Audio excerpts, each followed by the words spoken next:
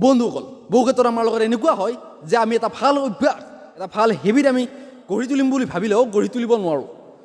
আৰু কিছুমান এনেকুৱা অভ্যাস আছে যি নেকি আমি ত্যাগ কৰিম বুলি ভাবিলেও ত্যাগ কৰিব নোৱাৰোঁ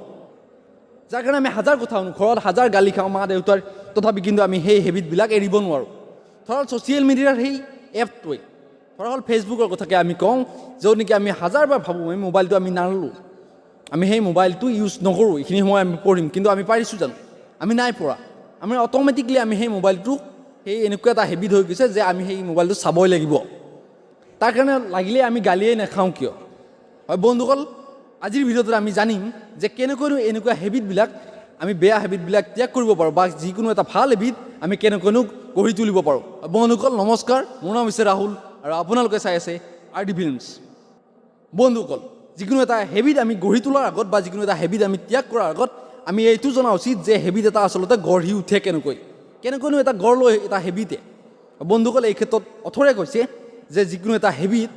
তেওঁক আমি চাৰিটা ভাগত ভাগ কৰিব পাৰোঁ চাৰিটা ভাগত ভাঙি ল'ব পাৰোঁ সেইকেইটা হৈছে কিউ ক্ৰেভিং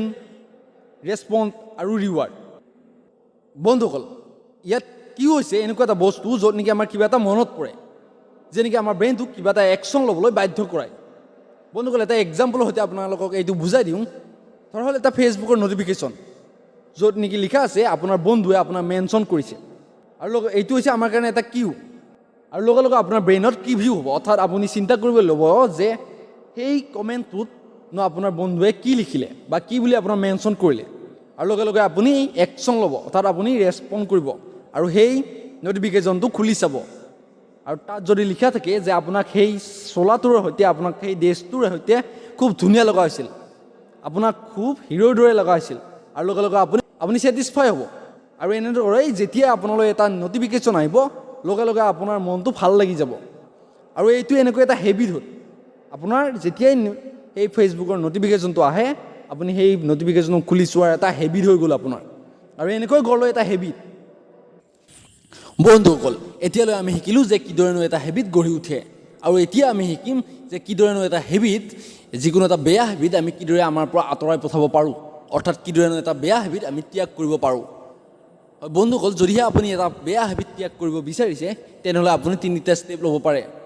প্ৰথম ষ্টেপ আমি আমাৰ পৰিৱেশৰ পৰা এই যিটো কিউ আছে এই কিউটো আঁতৰাব লাগিব অৰ্থাৎ এটা উদাহৰণ দিওঁ আমি ধৰক ছ'চিয়েল মিডিয়া ইউজ কৰা যিটো বেয়া অভ্যাস সেই ইউজ কৰা বেয়া অভ্যাসটো আমি ত্যাগ কৰিব লাগে তেনেহ'লে আমি আমাৰ যিটো কিউ যিটো নটিফিকেশ্যনটো আছে এই নটিফিকেশ্যনটো অফ কৰিব লাগিব ফেচবুক বা হোৱাটছএপ ইনষ্টাগ্ৰাম যিটো নটিফিকেশ্যন আহে সেই নটিফিকেশ্যনটো আপুনি অফ কৰি দিব লাগিব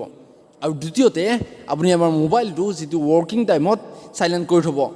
মানে যিখিনি সময়ত আপুনি ইউজ কৰিব নিবিচাৰে সেইখিনি সময়ত আপুনি মোবাইলটো চাইলেণ্ট কৰি থ'ব